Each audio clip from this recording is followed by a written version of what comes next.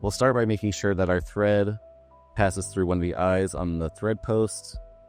We will then pass the thread back to front through the top eye, and then we will wrap the thread around back to front through the bottom eye on the thread guide.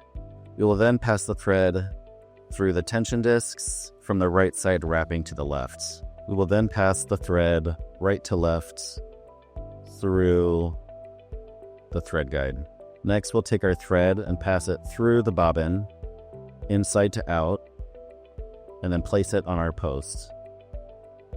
We will then turn the machine on and wait for the screen to load.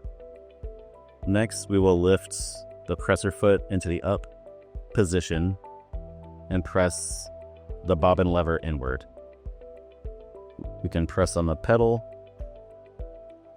and begin winding the bobbin. When the bobbin's full, the lever will push out and stop the machine. Here we have the home screen. There's many ways you can adjust your machine. We'll start with this button, which is the stitch length button.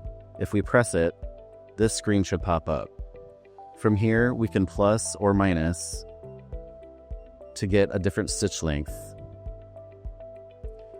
Once we have the stitch length we want, we can press the back button, and then on the home screen you can see it reflects the change in the lower left corner.